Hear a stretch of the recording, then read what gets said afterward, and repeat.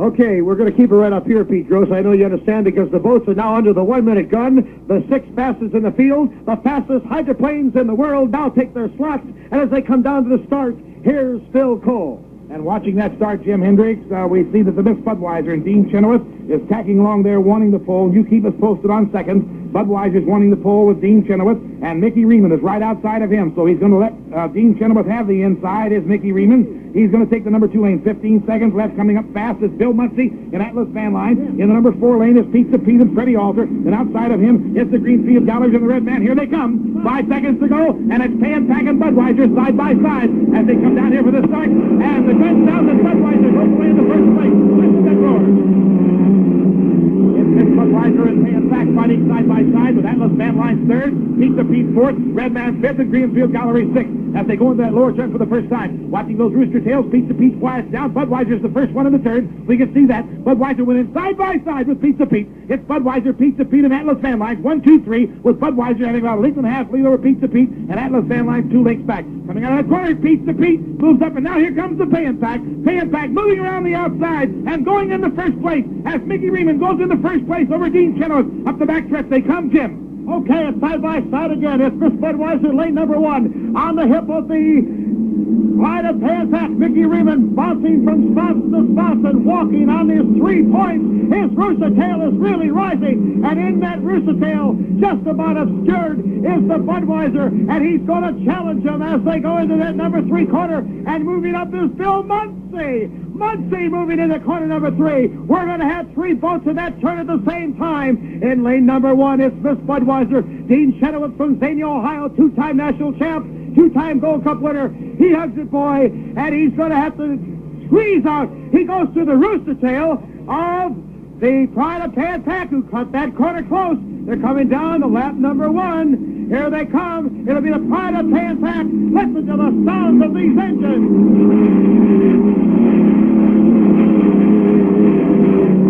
Pride of Pan Pack, Budweiser, Atlas, and Mickey Riemann pops down on that exit pin on the number 4 corner, and we'll wait for that. Pan Pack is on top, Budweiser second, Atlas Van Line third at the end of lap number 1, and they're really flying out there today. We don't have the official speed on lap number 1. We'll watch for it. Number 3 boat is Atlas Van Line, followed by Pizza Pete, and the Red Man is down on the race course someplace. We've lost Jim McCormick and Red Man. He has expired. His boat has expired on the race boat someplace. Watching Budweiser and Pan Pack now as they come out of the number 2 corner here on lap number 2. 120 miles an hour even on the first lap for Pan Pack. Mickey Riemann 120 miles an hour. Now he moves up that backstretch about 4 seconds ahead of his Budweiser, and Dean Chenoweth is going to make a run at him and see if he can catch him. Mickey Riemann on the Pride of Pan Pack, moving along in first place, but Budweiser's beginning to close that gap, and the Pan Pack goes up on the right sponsor, but comes back down in good shape. He almost had it in trouble there, but he got it out in good shape. It's Pan Pack on top, Budweiser second, and moving up. Atlas Van Line's is third, and the Budweiser's begun to close some room, Jim. Yes, the Budweiser has closed room. There's no doubt about it, Phil. They're both in that turn together as they come off of that number 4 turn to come out and complete lap number 2 of a 5-lap, 3-mile course, 15 miles. It's Mickey Riemann cranking out of there first in the Pride of Pan Pack. His rooster tail starts to ride. He's on the nitrous oxide button. He's doing about 170 mile an hour right now as he comes down to complete lap number 2. Here's the Budweiser right on his tail. 120 miles an hour on lap number 2 for Mickey Riemann and Pride of Pan Pack. Still running at 120, and this race is far from over. They have 3 more laps to go, and Budweiser is packed right in on the tail of Mickey Riemann and the Pride of Pan Pack. Dean Chenoweth is number 2, Pan Pack is number 1, Bill Muncie is distant third, and Atlas Van Line, Pizza Pete is 4th, and Greenfield Gallery is 5th. About 1 buoy length, in other words, about 500 feet separate these 2 boats right now. Pan Pack has about a 500-foot lead on the Budweisers. He comes out of that turn. He is just about that interval ahead of Dean Chenoweth and Miss Budweiser, and Chenoweth is going to have to make a challenge this lap to get back into contention with the Pride of Pan Pack. Mickey Riemann won the Miami, Florida race. He went on to win the Indiana Governor's Cup in Madison, Indiana, and now he's on his way to winning the Seattle Seafair. This will be the first time that Dave Herensberger's ever won this race. Right now, Mickey Riemann's on his way to a victory, but by golly, Jim, something just tells me that the Pan Pack is beginning to slow down a little bit. It just looks like that rooster tail doesn't look like it's too fast to me for some reason or other, very suddenly. And it could have been because of a prop change. They had to change props when they broke one here earlier, when they set all kinds of world records The fastest boats in the world are showing their rooster tails to over 500,000 people here in the great Northwest today. And it's been a rain, misty day. They've had to drive through fog in the first two heats, believe it or not. The driver said they had to count the buoys and look for the green one and turn left. Here comes the lap number 3 completion, halfway through the final heat, the Pride of Pan-Pac. Here comes Miss Budweiser starting to gain again. Dean Chenoweth. Our third place boat is the Atlas Van Line. Our fourth place boat is Pizza Pete. And our fifth place boat is Miss Greenfield Galleries. And the Red Man Tobacco is dead in the water. 117.4 miles per hour, Jim. 117.4 miles per hour for Pan-Pac on lap number 3. Watching that interval, Mickey Riemann has picked it up about 2 boat lengths since the last time around this race course. As we're watching buoys down in that lower corner, we find that Mickey is now just about another second ahead of the Budweiser. Now the Budweiser suddenly begins to move up again. Dean Chenoweth hasn't given up. He's pushing Mickey just as hard as he can push him to get as far as close as he can get to a victory in this particular heat. This heat is a winner-take-all heat. The Pan-Pac is on top. Budweiser is second, about 3.5 seconds back.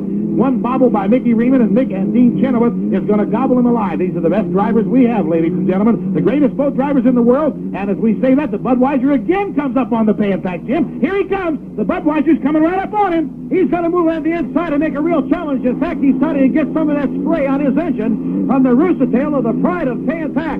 The Pride of Pan-Pac at the apex now is starting to swing wide, and if he does, let's see. No, he hugs the buoy tight and forces Dean Chenoweth to go through his wake and rooster tail and do some bouncing. And Chenoweth really went wide in that Budweiser. He's on that nitrous button now. He's going to go for broke.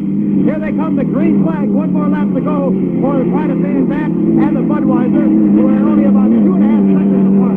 113.5. Mickey Riemann has slowed down, and Dean Chenoweth moving up on him. I don't know what the problem is with Riemann, but Dean Chenoweth has his chance now if he can get to him. Chenoweth is moving up. The Pan-Pac reaching the turn about 2 seconds ahead of the Miss Budweiser. It's Pan-Pac in the turn first. Now Budweiser's right in there behind him. They're really close now. Less than the rooster tail's length separating them. And Budweiser's Dean Chenoweth knows he might get it done this time. Mickey Riemann's got to take a chance now. He's got to run that engine as hard as he can up that backstretch this time. That's where he's been kind of coasting the other times around this race course. Up that backstretch they come, and Mickey Riemann getting into that gearbox, getting into that engine just a little bit harder, pushing that foot just a wee bit harder. Begins to move that Pan-Pac down the main stretch. In front of that big, long, beautiful log boom, people with thousands of people. Budweiser coming up on the outside. Here comes the Budweiser moving on the outside. Pan-Pac still has the lead, but Budweiser's closing the gap. Less than half a lap to go, and this race will be history. The World Championship, $50,000 plus. The checker flag is ready. Here's the Budweiser pulling within 2 boat lengths. He's hidden by the Mickey Riemann's tail on that Pride of Pan-Pac. Now they're going to go almost side by side into the apex of the turn as they're going to come down. They're going to be on the nitrous go or blow system. Here comes the Pride of Pan-Pac. Here comes the rooster tail of the Budweiser. They're going to be side by side, a close race. The checker flag. Dean is on the nitrous. Budweiser's going to get him. Here comes. Oh, he's not. Budweiser's not going to get him. He's not going to get him. It's going to be almost side by side, but Pan-Pac's going to win it by about a boat length. And they go across it. Pan-Pac is the winner by less than a boat length. Pan-Pac's the winner, Jim. I saw him coming. I knew he wasn't going to make it. Pardon me for interrupting you. No, that's all right. Take the mic anytime, Phil. All right, I will. An exciting race, and I mean only a half a boat length. Referee Bill Newton, that has got to be one of the, well, that's the closest finish I've seen in 10 years. Yeah, it was really close, Jim. There wasn't a half a boat length in there, and I was right down on the line, and Pan-Pac did win. Okay, that's the word of the referee, Bill Newton. Your third place boat is the Atlas Van Lines. Fourth place finisher will be the Pizza Pete, and fifth place will be the Greenfield Galleries, and your overall winner, of course, is the Pride of Pan-Pac. And now the Pride of Pan-Pac and Miss Budweiser are pulling up side by side, going down the back chute. Literally thousands of people lining the shores of this great Northwest with the Cascade Mountains in the background. They're giving a parade lap. And now Bill Munsey's going to go join him. It's going to be a 3-boat parade lap. That's sportsmanship, ladies and gentlemen. These boats actually travel 300 foot a second. 300 foot a second is how fast these boats go. Pan-Pac's going to take a 50-point lead now in the national championship high-point race. Boy, that's going to call it close because we have just 2 races left. One in Toledo on September 2nd, and the season finale in Detroit, September 9th, the High Point Championship race. Right, you're right, Jim. And we finally completed a rain, soggy kind of a race today. Jim, where do you go from here? Well, from here I'm going to go home and rest a little while, and so are you, Phil, before we wrap it up. Now, we're going to try to get the winning driver just as soon as he comes in, but while we're waiting, we're going to throw it down to Pete Gross right after 60 seconds for this word from your local sponsor. Little call back here on the shores of Lake Washington, where, what a race we had. Mickey Riemann, all the way from start to finish with Dean Chenoweth chasing him all the way, and Dean coming down that stretch in the final lap just couldn't quite catch up to Mickey after the 2 boats in the first heat this afternoon have put on a great head-to-head duel going around this 3-mile course for 5 laps, just battling each other deck to deck before Chenoweth pulled away, and this was in heat 1 to win that one. But this afternoon in the final heat, it was Riemann who got the lead, kept it through the entire race. Chenoweth made a couple of challenges at various parts of the race, and then in the stretch tried to overhaul Mickey, but he hung on, as you heard from Jim Hendrick and Phil Cole up above, and of course referee Bill Newton. Jim standing by and trying to get our winning driver Mickey Riemann, and Jim, come on in. Okay, right now, Phil Cole, I think we've seen the last 10 years traveling together, we've seen these hydroplanes hit it over 170 mile an hour in a straightaway. We've seen some racing today, even though old men, well, they just didn't want to, go with us. Yeah, the Budweiser and the Pan-Pac had to put on 2 of the greatest races I've ever seen. Dean Chenoweth never gave up in that final heat, but Mickey Riemann had enough at the end to get him. He beat him about a half a length. That's all that matters, really.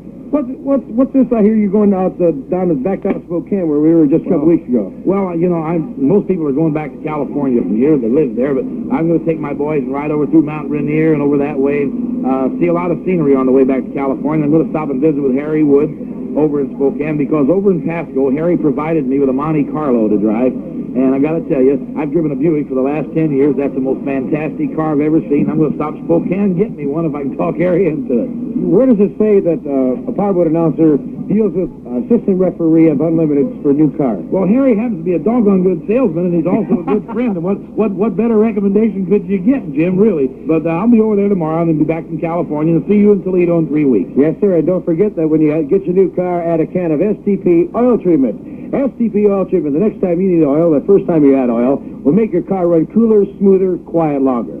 Remember, the STP is the racer's edge, proven this year by Andy Granatelli's winning STP car at Indy, driven, of course, by Gordon Johncock, the man who's won over $1 million of stock car racing, is 4-time NASCAR champion. Well, Richard Petty, he definitely is a member of the winning STP team. He depends heavily on their products to keep his engine running smooth.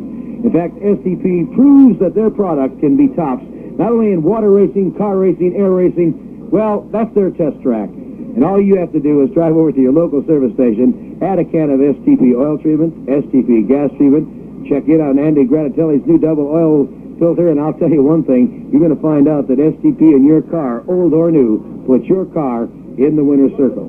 The average winning speed in that last heat for the Pride of Pan-Pac, 117.391. I think once we get Mickey Riemann to our microphones, you'll find out that he didn't have the power that he wanted to have. I'm sure that's the case, because the Budweiser was closing that gap in only a half a boat length. And Pete, you were standing right there, down here low, where you could take a good look at this starting line. We were up on top. How'd that look? That finish had to be the closest. That looked really less than a half a deck when they came down here, when they hit this finish line. I thought that the Budweiser just might get up there and have enough at the end to catch him, but Riemann had that little bit of a lead, and he hung on, Jim. Hello. Yes, it is. Okay, we're talking Dave Harrisberger, ladies and gentlemen. Do you have headphones right there, Dave? Well, put those headphones and pick up that microphone that's right there. Yeah, just put on. We got the owner of the Pride of Pan-Pac. He's been swamped. They're trying to get his driver over. And, Dave, once you put those earphones on and that microphone in your hand, we can talk about it. Can you hear me? Oh, I got you real loud and clear now, buddy. How you doing? Real good. Well, you should. A lot better than last year, I'll tell you. Listen, as the owner of the winning boat, have you ever seen in your life any faster boat racing No, not really, Jim, and I think this is a real tribute to the fan plan. I think that it showed when Budweiser broke, if that would have been a regular format of a racing, he wouldn't have been in the final, and I think it would have taken away from the boat race. I think it was just fantastic, and Mickey did a beautiful job. Mickey says he didn't know where the Budweiser was in that last heat, so that's why I let him sneak up on him. He just about got him. Okay, did you know how close Budweiser was to getting your boat? One length, I understand. Mickey's here. Would you like to talk to him? Yes, I would. Hang on. Okay, now we're going to put the driver on. Hi, is that you, Jim? Yes, how are you? Can you hear me? Yeah, I can hear you now. Well, you're on the air with us, Mickey, and Mickey, congratulations on a fine race, but listen, buddy, he was on your hip at that finish line. Do you know that? Yes, I did, right at the finish line.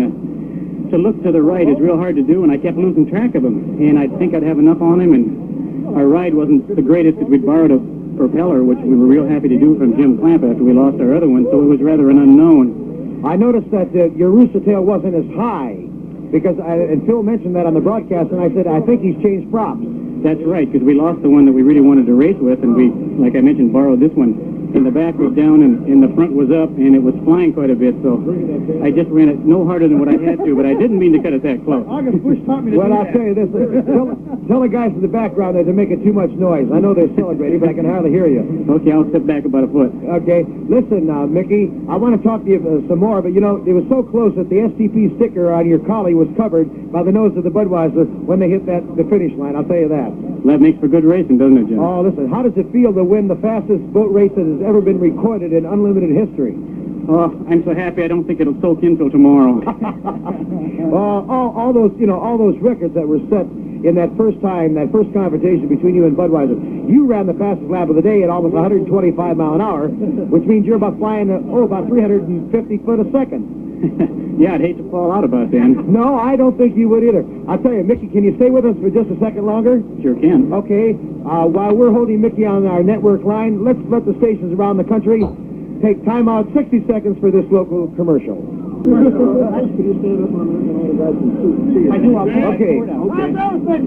Okay, this is Jim Hendrick back along with our winning driver, Mickey Riemann, and we are about a quarter of a mile away. Mickey's got the mic in his hand. Mickey, have you come down since that commercial? No, but I sure listened to it. Oh, you did, eh?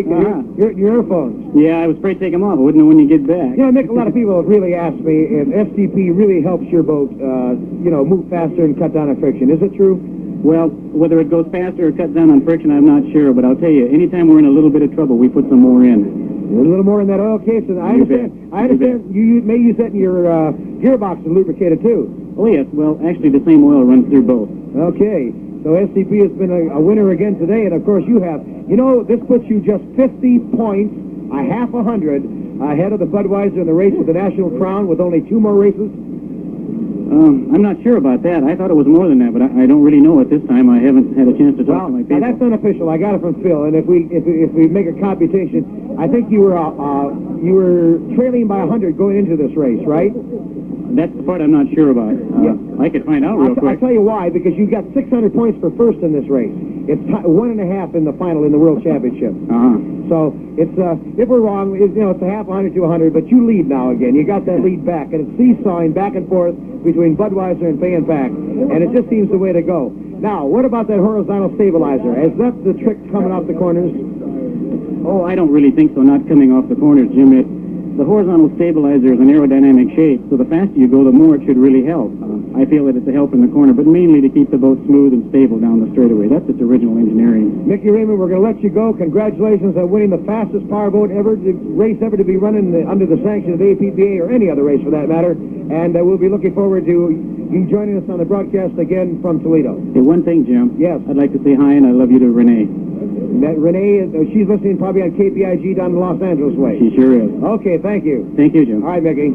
Okay, this broadcast is sanctioned and authorized by the Unlimited Racing Commission and is intended for the exclusive use of network stations selected and approved by the URC. Any other use of this play-by-play description, recap, or replayed is prohibited unless written permission is obtained by the Unlimited Commission of the American Powerboat Association. Our thanks to Pete Gross and the rest of the staff, and here at KIRO, our feed station for today. Until September 2nd, from Toledo, Ohio, this is Jim Hendrick saying so long from Seattle.